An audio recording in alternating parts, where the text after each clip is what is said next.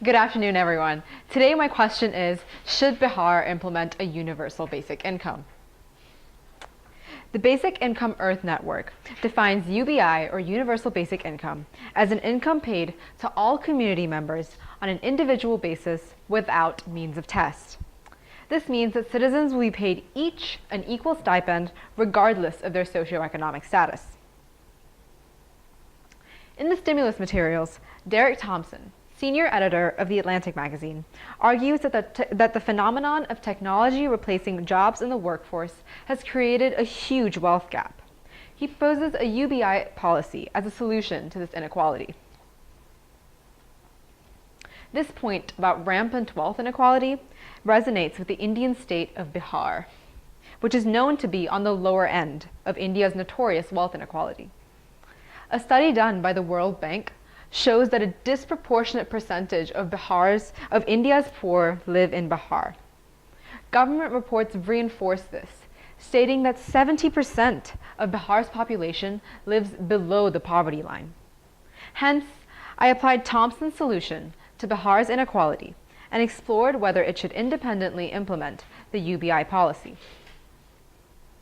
I found that Bihar should implement this policy, as it will address existing misallocations in government transfers and encourage the financial inclusion of its residents, resulting in a reduction in its poverty rates.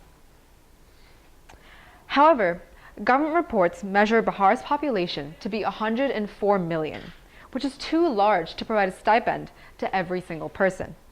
Since the Indian government has not specified how citizens will be excluded from this policy, this research has assumed that the UBI will be paid to all citizens below the poverty line. Bihar's existing equivalent of a welfare system is called a public distribution system, or the PDS, through which the government provides subsidized grains through multiple schemes and fair price shops to citizens. However, this system has many problems. Firstly, it has many exclusion errors.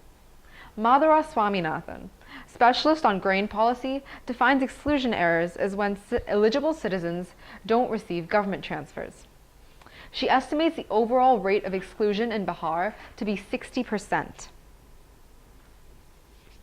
Prabhat Barnwal, economics professor at University of Michigan, has conducted research into Swaminathan's claims and claims that subsidies are being redirected to the black market through corrupt local officials.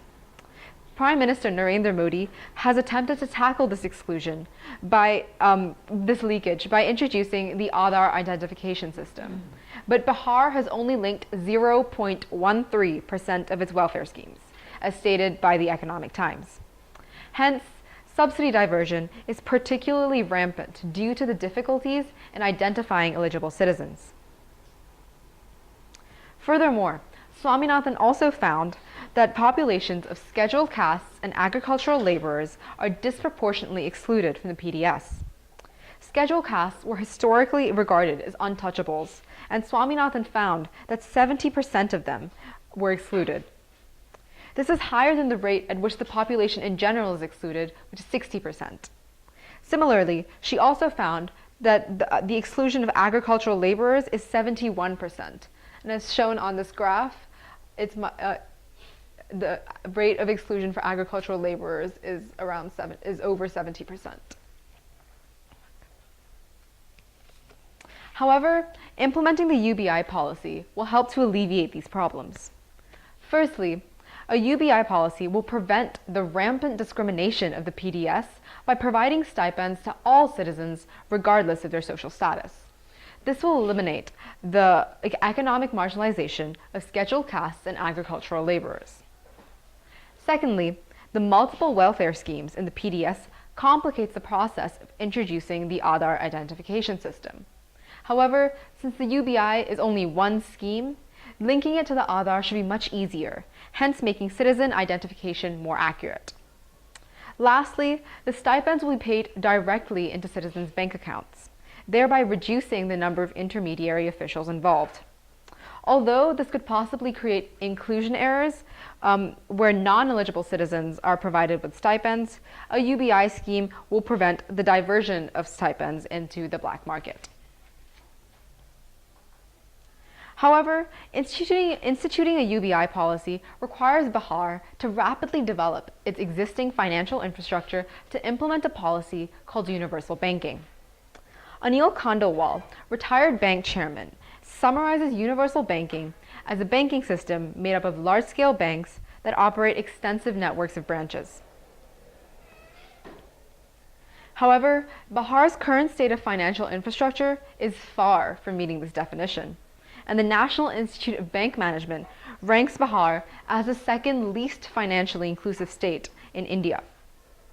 For Bihar's financial infrastructure to progress to the standards of universal banking, it must first tackle two challenges. Firstly, the ubiquity of banking infrastructure, and secondly, the development of adequate technology within banks. Firstly, Bihar should ensure that financial services are accessible to all members of the population. Khandelwal found that only 11% of Bihar's population lives in urban areas, so the government must ensure financial access to rural areas. It can achieve this by offering monetary incentives such as tax breaks to existing banks to open more rural branches, or establish more regional rural banks, which are government microfinance institutions. Secondly, banks must upgrade their existing technologies to simplify the financial process and prevent fraud. For example, they can institute ATMs and internet connectivity to boost convenience and aid in the verification process of customers. Although tackling these two challenges will be a lengthy process, implementing universal banking will allow greater financial inclusion of Bihar's population and improve the financial stability of individuals by removing them from the informal economy. This will also boost the overall economic growth of the region. However, critics such as Richard Nixon argue that providing citizens with unconditional pay could disincentivize them from working. In the stimulus materials, Nixon worries that citizens could deliberately avoid work by going on welfare. He cautions citizens to maintain their work ethic and continue making a contribution to their fellow man, even if they receive welfare. However, a UNICEF UBI pilot scheme in neighboring Madhya Pradesh found that providing citizens with the stipend resulted in increased investment in cultivation and greater agricultural yields. Furthermore, farmers also stopped borrowing money from moneylenders, resulting in decreased indebtedness. These findings show that despite Nixon's worries, instituting a UBI scheme in Bihar will not harm the work ethic of its citizens. Therefore, instituting a UBI scheme would significantly impact Bihar's steep poverty rates by addressing the existing misallocations in government transfers and promoting the financial inclusion of residents. A UBI scheme would prevent the economic marginalization of scheduled castes and agricultural laborers and incentivize the Bihar government to reform its existing banking infrastructure. Collectively, Bihar should implement the UBI scheme as it would promote sustainable economic development. But the Bihar government must first acknowledge the need for substantial banking reforms. Thank you.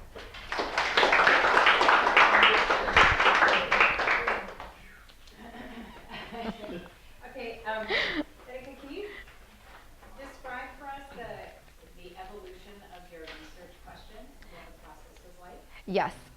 So what I first read about universal basic income in one of the stimulus materials, very briefly, but it definitely piqued my interest. So it was mentioned in Thompson, where he proposed universal basic income as a solution to tackle the inequality caused by technology replacing jobs in the workforce. So he said that it would create great wealth, but this wealth would be concentrated into fewer hands. And so UBI would be one option to distribute the wealth more evenly. And so I did more reading into that, and I was interested in the wealth inequality aspect of it as well, which led me to Bihar. Okay. If you could extend your research project, what would you tackle next? What would be the next step if you were to continue? Well, UBI has been a hot topic recently, and it was discussed in India's annual economic report, 2016 to 2017, where they investigated whether it would be plausible for UBI to be implemented in the entire nation. And so, if I think I had a bit more time and more resources, I would definitely try and investigate that topic to see whether it was a plausible solution for India's wealth inequality rather than just Bihar's.